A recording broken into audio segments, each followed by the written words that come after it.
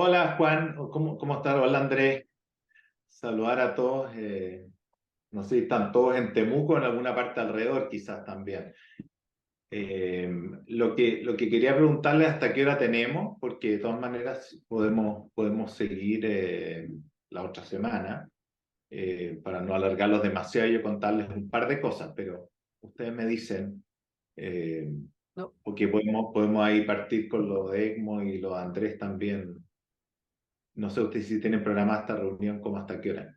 tienen al menos una media hora más y en todo caso tenemos la clase grabada, entonces hay gente que está también desde sus casas, las enfermeras que están, Ah, eh, perfecto. así que se continúe nomás, doctor. Ya, si no hay otras preguntas, perfecto. Hacemos eso y después así Andrés la otra semana sigue. Si esto es una pequeña introducción, no larga, porque hay cosas que ya ustedes probablemente algunas las pueden haber escuchado y es poner en contexto un poquito lo que viene. Y yo soy neonatólogo, entonces aquí complementamos y Andrés, el experto total y el codirector de todo el área pediátrica, que ya hace tiempo ha estado trabajando en forma bien excepcional con pacientes respiratorios y cardíacos. Así que eh, déjenme compartir acá.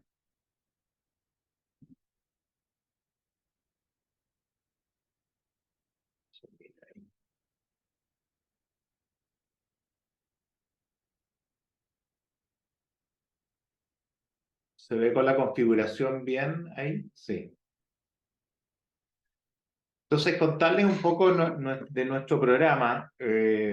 Nosotros cumplimos ahora en mayo, recién pasado 20 años de nuestro programa ECMO neonatal pediátrico. Junto con Andrés Castillo, se ha trabajado esto con un equipo enorme y la verdad que nosotros estamos aquí de voceros un poco de todo lo que se hace y hay cosas específicas que a ustedes les interesa que es más del ECMO pediátrico, así que lo neonatal va a ser un poquito como base de cómo partió esto y también partió mucho en el mundo con el área neonatal en general. Y ustedes saben que este es un pariente del bypass cardiopulmonar. Generalmente lo usamos para falla cardiopulmonar reversible, pero ahí podemos tener enfermedades pulmonares, cardíacas, a veces los niños están con falla multisistémica y otras patologías de base, ¿no es cierto? Desde un síndrome aspirativo meconial, puede ser hasta una leucemia que se complica, un niño que no sale de bomba. Y al final ganamos tiempo para que haya descanso pulmonar cardíaco y de otros sistemas y así dar oportunidad a la recuperación. Así que en el fondo, de alguna manera, lo que hacemos es ganar tiempo y todo el sistema lo que trata de hacer y controlador en sí no lo mejora, salvo, claro, que estamos apoyando a veces con diálisis, con obviamente la oxigenación, la perfusión, pero eso sencillamente es darle tiempo, llevándolo a la condición más fisiológica posible para que se recupere. Así que en general los mejores candidatos cuando tenemos, ojalá, diagnóstico certero, pero no siempre lo tenemos, son estos niños que tienen alta mortalidad, alta predicción de mortalidad, pero, y vamos a predecirlo, no premortem, pero sí que tengamos valores, ¿no es cierto?, con nuestro score, etcétera, y otros que ocupamos, pero y que tengan este daño que es pulmonar o cardiovascular reversible. Entonces, hay enfermedades neonatales que son muy reversibles y hay enfermedades, ¿no es cierto?, pediátricas, como en esta época que estamos con toda esta epidemia sincicial, que en un niño, ¿no es cierto?, que anda bien, que no tiene patologías de base, puede partir en un 70% de sobrevida al alta y ahí va bajando dependiendo de un niño quizás que fue displásico pulmonar, etcétera. Esta historia parte en los años 70 con el primer caso exitoso en ECMO adulto de este paciente, un accidente en moto, digamos, donde estas cánulas femorales y otros pasaban por un oxigenador que era muy grande, habían de otro tipo en esa época, pero este que hicieron, al menos en Santa Bárbara, funciona así. Pero después hicieron estudios que no funcionaron para nada, porque parte de los estudios eran en centros que nunca habían hecho ECMO, entonces no tenían sobrevida más de un 10%.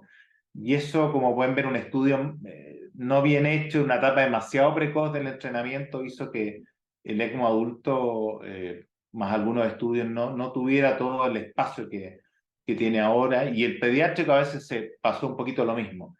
hasta que el 75 se puso esta recién nacida, que es una hija, un inmigrante que pasó de México, eh, ¿no sé, entró a Estados Unidos, tuvo su parto por ahí en California y finalmente esta niñita, la mamá decidió abandonarla incluso y hizo una falla respiratoria tipo hipertensión pulmonar con aspiración de meconio, probablemente entró a ECMO y fue la primera recién nacida que sobrevivió y hoy día sigue yendo a todos los congresos. Aquí la tienen al lado también de Cristian Fajardo, percusionista, que también ha sido de los líderes en esta área a nivel nacional y también de países alrededor, y que ella siempre presenta su experiencia, digamos, hoy día después de toda esta cantidad de años. Así que eso generó que el ECMO, inicialmente en rodillo, fuera muy popular en Estados Unidos y en algunas partes se empezó a desarrollar, ¿no es cierto?, donde uno saca la sangre por vía cervical de la aurícula, esto en un sistema parinizado con un reservorio, una bomba de rodillo parecida a las que se ocupan en cirugía cardíaca, con un bypass que es parcial, llevarlo a un oxigenador, la situación más fisiológica posible, y generalmente con un bypass de un 50-70%. Y luego muchos países, primero tipo Australia, Europa, Canadá y otros, empezaron a usar el sistema centrífugo también por vía cervical en la mayoría de los recién nacidos o niños pequeños, y esto llevado también a un sistema centrífugo con un vórtex que hace el oxigenador y lleva la sangre de vuelta, ¿no es cierto?, a la aorta a través de la carótida. De los resultados, obviamente la ELSO es la que tiene el mayor número de casos desde el año 85-89 reportada. Hay una ELSO internacional, una europea, una Asia-Pacífico, que está acá, ¿no es cierto?, y una sudeste asiático, y la latinoamericana desde el año 2012. Y esta muestra aquí todos los centros que todavía están más que nada en los países del norte, la mayor cantidad, y tampoco se fue poblando Sudamérica, los centros de Australia y luego algunos de África. Y aquí tenemos centros en Chile que han ido fluctuando los centros activos, pero hay por lo menos unos 6 centros activos a nivel pediátrico, adulto. Adulto hay más centros, pero no están todos en la ELSO. Y el ECMO en centros activos, después de la epidemia H1N1 y un par de estudios en adultos que muestra la utilidad del ECMO en casos respiratorios, y otro empezó a subir en forma exponencial. Y ustedes pueden ver del 2009 se hacían menos de 200 casos y, perdón, este número de centros. Y el número de RANS, ¿no es cierto?, aquí en esta otra línea con 18.000 casos. Así que un aumento súper explosivo, y vamos a ver ahí que eso en parte es explicado no por lo neonatal, que se ha mantenido estable como en 800 casos al año, ¿no es cierto?, de estos 18.000, y el ECMO de casos pediátricos también después del 2008-2009 se pega un pic y sigue subiendo hasta, ¿no es cierto?, tener prácticamente casi 900 casos al año. Estos últimos años están todavía a veces en reporte, de repente tiene fluctuaciones. El ECMO en adulto respiratorio, ese sí que, como ven, cuando partió un número muy pequeño, llegando finalmente a más de 8.000 casos al año. Se fijan, es un aumento explosivo de varios miles por ciento. Y eso hizo que el ECMO, finalmente la distribución, se fija, tienen acá el ECMO adulto, que es prácticamente la mitad entre los casos adultos cardíacos y respiratorios, y luego tienen, ¿no es cierto?, el neonatal como tal respiratorio, el pediátrico respiratorio y el cardíaco neonatal pediátrico que estaría acá. Se fija, la otra mitad del ECMO es neonatal pediátrico, pero con un porcentaje pediátrico hoy día más alto, pero entre lo respiratorio más o menos como mitad y mitad. Y en nuestro centro ELSO latinoamericano, al 2002, como ustedes pueden ver, aquí están los centros sudeste asiático, Latinoamérica, Asia-Pacífico, europeo, norteamericano, el número de pacientes. Ustedes ven que Latinoamérica en verdecito acá todavía tiene un número que algo ha ido aumentando, pero todavía tiene mucho por hacer. Y esto, fíjense, estos adultos, niños y neonatal. A diferencia, se ve que el número de la mayoría son de estos centros en Norteamérica que veíamos, centros europeos, pero también hay muchos centros que no están en la ELSO, pero claramente tenemos en Latinoamérica todavía un tremendo trabajo que hacer con la cantidad de niños que tenemos en muchos de los países. Y la sobrevida en los últimos 5 años, esta es la sobrevida, no el 2017, desde el 2017, usted ve en el ECMO adulto, con su sobrevida respiratoria un 58%, en un ECMO que antes no se hacía. Así que imaginen la cantidad de años que dejaron de haber pacientes con esta sobrevida. Este es el número acumulado solo estos son 5 años más o menos hasta el 2022. El pediátrico, como ha ido aumentando la sobrevida, 3.500 pacientes, prácticamente el 70% de sobrevida, que alcanza lo neonatal, prácticamente lo está alcanzando como sobrevida, que era siempre el grupo con mayor sobrevida. Y el cardíaco ha ido mejorando en los dos grupos, tanto neonatal como cardíaco, a cifras sobre 50-60%. Y el grupo menor, pero que en pediatría ha empezado a subir, que es de reanimación cardiopulmonar, con sobrevida sobre el 40%. Todavía es un grupo muy pequeño, neonatos, pero cada vez más grande en lo pediátrico. Así que estas sobrevidas, como les digo, en globo pulmonar, y aquí hay casos complejos, pacientes que tienen otro tipo de patologías pulmonares, pacientes con displasia pulmonar que pasan a la edad pediátrica, adenovirus, qué sé yo, tos convulsivos, todo ahí, aquí hay un montón, ¿no es cierto?, de pacientes pulmonares y llama la atención esta sobrevida alta. El diagnóstico de respiratorio neonatal, como tal, desde el 2017, la misma etnia diafragmática han ido aumentando su sobrevida un 59% y el diagnóstico más frecuente, seguido del diagnóstico específico del sistema respiratorio meconial. Y el grupo otro es un grupo que tiene que ver a veces con el reporte, pero también de otros pacientes que tienen patología diversa neonatal tipo onfalocele, hipoplasias pulmonares de otro origen, con sobrevidas, etcétera, pero igual tiene una sobrevida bastante alta. Así que un poquito eso es como lo neonatal. Y los pacientes cardíacos, les estoy mostrando lo neonatal, pero en parte es parecido en algunos grupos a lo pediátrico. Hay un grupo grande, principal, cardiopatías congénitas, con un 52% de sobrevida, que es el grupo más grande, y también hay grupos otros, pero acordarse que hay grupos acá de cardiomiopatía o miocarditis, que si bien son más bajos, las sobrevidas son altas. Miocarditis un 71%, lo neonatal un poco distinto en pediátrico, pero también, acordarse, estos dos grupos tienen sobrevidas también muy importantes. Y en nuestro centro, y un poco contarles aquí cómo se generó, porque eso es importante cuando uno parte. Hace 20 años se partió aquí en la Universidad Católica, en Marcoleta, en el Hospital Clínico. Partimos en la unidad de neonatología y luego se expandió a pediatría, pero hacíamos pacientes desde el inicio, neonatales y pediátricos, en neonatología junto con el equipo de Andrés Castillo, José Ignacio Rodríguez, que partieron, y los intensivistas pediátricos, con los cirujanos, ¿no es cierto?, y, tanto con los perfusionistas, etcétera, con todos ahí, para concentrar los casos. Y ahí partió una formación que partimos en Estados Unidos, como Andrés Castillo, varios de nosotros, inicialmente a finales 98, 99, en los 2000, y luego empezamos a hacer cursos primero y comprando los equipos el 2002, y partimos el 2003 y ahora cumplimos 20 años. Luego en 2004 se ingresó a la ELSO, esta organización internacional, con un programa también de seguimiento de ECMO, y luego seguimos haciendo cursos teóricos y prácticos, y ya desde el año 2018-19 cursos de educación continua online para alcanzar a más personas en Chile y Latinoamérica, y ya llevamos algunos años haciendo este curso. Partimos con un entrenamiento inicial teórico y luego práctico en esa época en Cordero, con ayuda de gente de Washington, con las primeras enfermeras, en bomba rodillo. Todavía no teníamos bombas centrífugas, salvo para algunas cosas de cardiocirugía, pero no había bombas neonatales pediátricas que nos sirvieran. Y el ECMO adulto en esa época había caído prácticamente, era nulo, con unas sobrevidas muy bajas, por lo menos en nuestro hospital.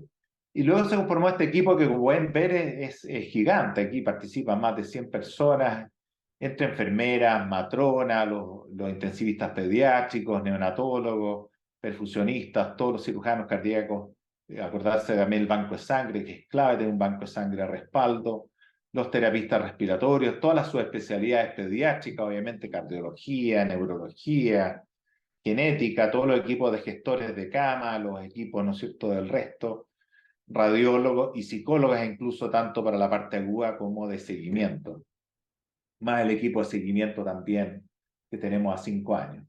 Partimos el 13 de mayo con el primer paciente neonatal con hipertensión pulmonar, que aquí lo ven en ECMO de rodillo, ¿no es cierto?, un ECMO venoso, y luego este niño al minuto de la decanulación y al minuto del alta, y lo pueden ver años después en el seguimiento. Hoy día ya cumplió 20 años, estuvimos con él hace poco, con Andrés Castillo, en una celebración, y nos vino a ver, es un gigante, digamos, ¿eh? ¿No es cierto, Andrés? Y llegó hasta con su polola, imagínate lo impresionante en realidad, como pasan 20 años.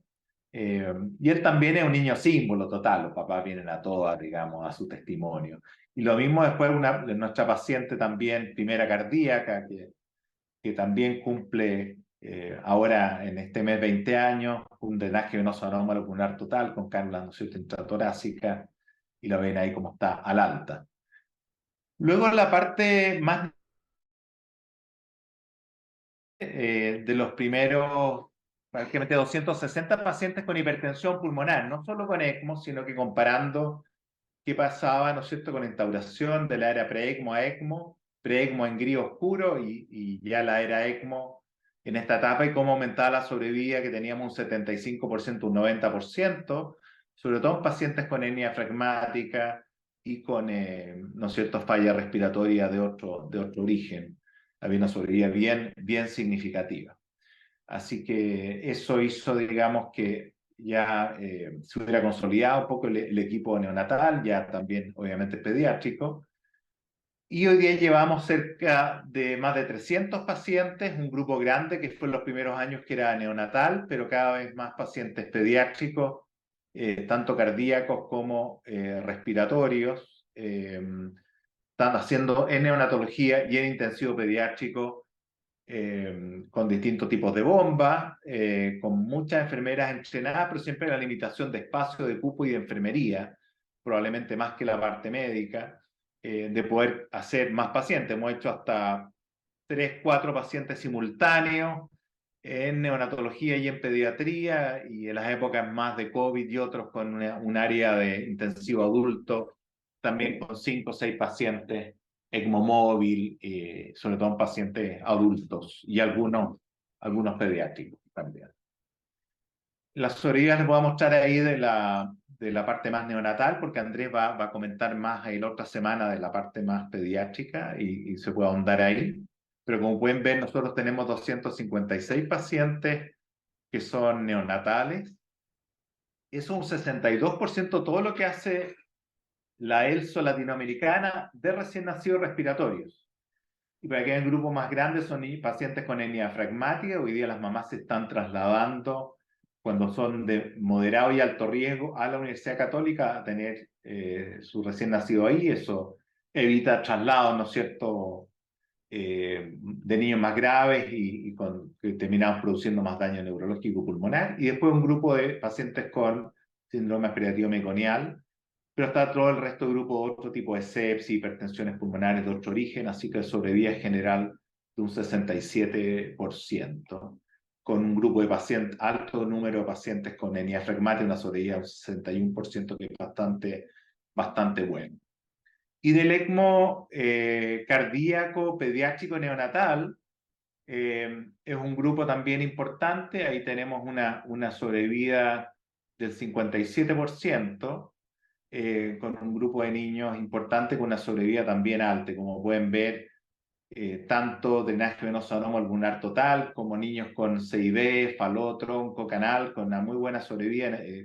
Estos pacientes son manejados principalmente ya en la última década en intensivo pediátrico, con una sobrevida muy buena que también Andrés va a ahondar probablemente la próxima semana. Y ahí tienen, como pueden ver, niños con miocarditis también con buena sobrevida, y en la última década niños con hipoplasia ventrículo izquierdo, cuando está actualizado al último año, con arritmias y otros. Así que también es una herramienta súper importante el ECMO cardíaco. Muchos de ellos con falla salida bomba o falla a las 12, 24 horas en intensivo pediátrico. Así que era eso lo que yo quería como introducción, sin alargar mucho más, porque lo más importante es la conversación también con ustedes y lo que Andrés les pueda mostrar del ECMO respiratorio, que es lo que nos contaba Juan con el grupo intensivo pediátrico allá, que es lo que están evaluando y viendo cómo hacer para que estos niños reciban la mejor terapia posible. Sí, ahí les dejo de compartir. No sé si Andrés tiene algún comentario también como introducción ahí que quiera hacer para dejarlo ahí con ganas para la próxima sesión. No, yo creo que con esto quedamos con muchas ganas. Lo que vamos a dedicarnos un poco la próxima semana, especialmente Juan, a ver indicaciones prácticas de cuándo entrar, cómo entrar. Los resultados son bastante buenos. Los resultados del grupo colaborativo chileno comparado con los latinoamericanos y la ELSO son bastante equivalentes. Así que eso muestra que cuando uno hace las cosas de manera seria, con experiencia, con programación y con un trabajo de equipo, las cosas resultan muy bien.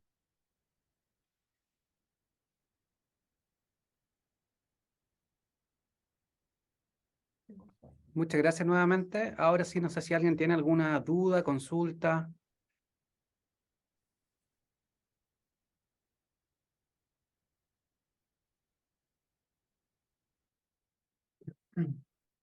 Mientras alguien piensa en una duda, yo lo único que quiero insistir, Juan, es que probablemente ustedes, que está la mayoría en el hospital, que es un hospital de mayor complejidad y de derivación, no sufre el problema, pero sí ayúdenos a transmitir cómo hay que manejar los pacientes con falla restrictiva pediátrica. Los que tenemos en estos momentos son fundamentalmente restrictivos, pero también tienen un componente obstructivo, que alguna de las cosas que conversamos se aplica, especialmente a los límites de oxigenación y de ventilación. Hace poco nos tocó recibir un paciente de X parte, da lo mismo, lo importante acá es que aprendamos, y evidentemente cuando uno escuchaba los parámetros ventilatorios con que lo tenían antes de trasladar, uno decía, pero chuta, parece que no han escuchado nunca sobre ventilación protectora, sobre parámetros pediátricos. Claro, el paciente estaba saturando 100% y tenía una CO2 de 38, pero evidentemente con parámetros ventilatorios que eran muy por sobre los parámetros que uno quisiera para proteger ese pulmón. Entonces, eso yo creo que es una parte importante que si ustedes ya lo tienen muy claro y que probablemente con todo lo que yo les dije, lo que hice fue refrendar lo que ustedes están haciendo muy bien. eh, si ustedes lo tienen claro, hay que ayudar a transmitirlo. Y de nuevo, el trasladar de un paciente, una unidad de menor complejidad a una de mayor complejidad como la de ustedes, o de la unidad de ustedes a una unidad de ECMO mientras no tengan ECMO, en ningún caso hay que tomarlo del punto de vista de la vanidad o del sesgo profesional, sino que qué bueno que el paciente tiene la oportunidad de estar en un lugar en donde le están ofreciendo más cosas, en donde, por ejemplo, versus un hospital más chico y el hospital de Temuco, ofrecerle la experiencia de los médicos que están ahí de un manejo más proporcionado y adecuado en cuanto a parámetros ventilatorios.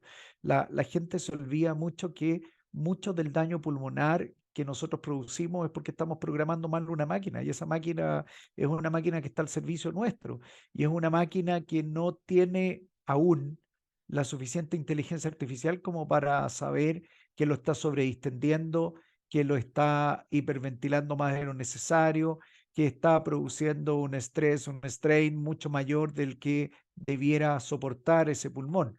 Y ahí es donde tenemos que estar nosotros. Todavía se necesita de nosotros siempre y cuando el nosotros sea un grupo de médicos, enfermeras, terapistas ventilatorios, cirujanos bien entrenados, sabiendo qué tienen que hacer. Sí, a mí me gustaría preguntarle, o más que nada, que cuenten su experiencia cuando, por ejemplo, ustedes están en Santiago y reciben una alarma de que hay un potencial paciente en ECMO en algún lugar de Chile. ¿Cómo funcionan? ¿Cómo se contactan con usted? quienes toman las decisiones de "Oh, vamos para allá, lo vamos a conectar, vamos para allá y lo vamos a transportar con óxido nítrico, con bafo y lo vamos a observar en la Católica"? ¿Cómo un poco el proceder que ustedes hacen? En cuanto a pacientes pediátricos, nosotros no tenemos un programa formal de transporte de pacientes en ECMO, ¿ya? Se estuvo haciendo el año pasado y antepasado y se transportaron 4 pacientes pediátricos, pero eran fundamentalmente pediátricos tipo adulto y uno solo pediátrico propiamente tal. Pero cuando nosotros recibimos la llamada, cuando son de hospitales del ministerio, es a través de la UGCC, lo primero que hacemos es ponernos en contacto con el equipo que está manejando el paciente. Y desde ese momento nosotros empezamos a sugerirles cuáles debieran ser los parámetros de manejo hasta el traslado del paciente. Y lo segundo es que cuando podemos ir a buscarlo nosotros, el paciente lo manejamos desde el antes, el durante y el después. Y cuando no es así, tomamos habitualmente contacto con el equipo de traslado, también dándole las sugerencias de cuál es la mejor situación o condición en que el paciente puede ser trasladado, ya sea probando o no probando con ventilación convencional, IO, óxido nítrico, IO, eventualmente alta frecuencia, que hay algunos grupos que pueden hacer traslado de pacientes menores, menores de 10 kilos, utilizando el Fabián en alta frecuencia. Pero en general la mayoría de los traslados se produce coordinado con pacientes en ventilación convencional, con óxido nítrico, dependiendo específicamente si el paciente ya lo estaba recibiendo en el lugar de traslado. La coordinación a través de la UGCC ha sido difícil y de hecho esa es una de las razones por las cuales en parte de este brote grave de virus respiratorio sincicial se ha creado un grupo aparte de la UGCC que se está dedicando fundamentalmente a pacientes pediátricos y yo espero que eso llegue y se quede de ahora en adelante, porque eso probablemente va a facilitar aún más el traslado de los pacientes. Si hay delay, ha sido por problemas de comunicación entre los hospitales regionales o ministeriales, la UGCC y los lugares de derivación. Muchas veces los pacientes están aceptados y los pacientes siguen siendo, comillas, tramitados por el sistema.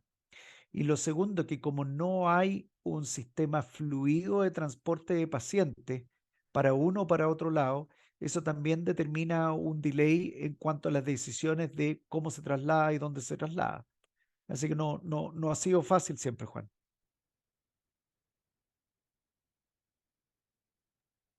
Claro, solo agregar que es clave el aviso precoz y la coordinación, independiente que se vaya a trasladar o no finalmente, porque eso hace que uno esté más atento, que vaya preparando si es que hay posibilidades de cupo, enfermería, etcétera, que si el aviso es muy encima y están lejos. Antes nos pasaba, los pacientes casi no se podían rescatar del sur y el norte en la primera década. Tampoco teníamos óxido nítrico traslado, pero luego teniendo óxido nítrico, alta frecuencia de traslado y llamado precoz, la verdad que se puede coordinar. Y depende ahora, en invierno más encima, tiene un tema, ustedes han visto los aeropuertos, el clima, distintas condiciones en los aviones, entonces también y no siempre se puede hacer. Entonces ahí donde hay que tener distintos planes para distintas situaciones, pero por eso hay que hacerlo muy precoz, porque uno se puede demorar hasta 24 horas de pronto en traer un niño, entonces... y preferible que no se traslade, que uno se coordine y esté atento a no llamar hasta tratando de aguantarse, ¿no? Hasta el último. Eh, Pensar ahí a dónde va el niño los próximos días, independiente de mi turno, que uno diga, mira, si en mi turno voy a andar bien, ¿no? Te pica, pero en la posta es importante pensar en la meta y en el final. Ahora, generalmente nos llaman y la UGCC, claro, yo creo que en estos tiempos de más demanda se empieza a equivocar, entonces empieza a decir, no, pero ustedes no son el centro de derivación o ustedes no deciden, ahí empieza a haber a veces problemas de comunicación, la licitación que tiene por camas críticas a veces no es la adecuada, no tiene bien cuáles son los centros que tienen ECMO, cuáles no, o cuáles son de falla respiratoria más con más experiencia que otros. ¿No? Eso todavía no. Y cambian las personas, como en todo esto hay que estar ahí volviendo a predicar en el desierto, año tras año. ¿No es cierto, Andrés? Pareciera como que de repente todo partiera de nuevo. Incluso la semana Sí. pasada tuve una discusión con la unidad de gestión, decía, pero es que ustedes no son el centro de derivación, no sé, pediátrica. Sí, pero somos los que finalmente deciden, o si es neonatal, sí, si es pediátrico, esto otro. Entonces, cuando los flujogramas no están claros y empiezan ellos a discutir, se producen también estos atrasos. Sí, yo creo que ese ha sido el principal problema, es la poca claridad del flujo de los pacientes. Y es una cosa que yo espero que se arregle con esta UGCC pediátrica que se está planteando que venga para quedarse, pero no ha sido fácil. Lo otro que quería preguntarle es casuística. ¿Cuántos pacientes le han tocado que tienen síndrome cardiopulmonar por antivirus? Porque acá a nosotros hemos tenido que conectar 2 pacientes que son más bien adolescentes y que se derivaron en su momento, creo que uno al Calvo y el otro a Las Condes. Pero, ¿cuántos tienen ustedes en total de su experiencia? De los pacientes pediátricos que nos han llegado con, como son pacientes muy graves, ellos se han trasladado en ECMO. Por lo tanto, no han llegado a nuestra unidad porque no hemos tenido posibilidad nosotros de irlo a buscar, al menos en pacientes pediátricos. Es por eso que los que se han trasladado fundamentalmente uno al Hospital Calvo Maquena y el otro llegó a la clínica alemana. De los pacientes que nos han llegado con antivirus en anticipación y con diagnóstico precoz, no hemos tenido que conectar a ninguno acá.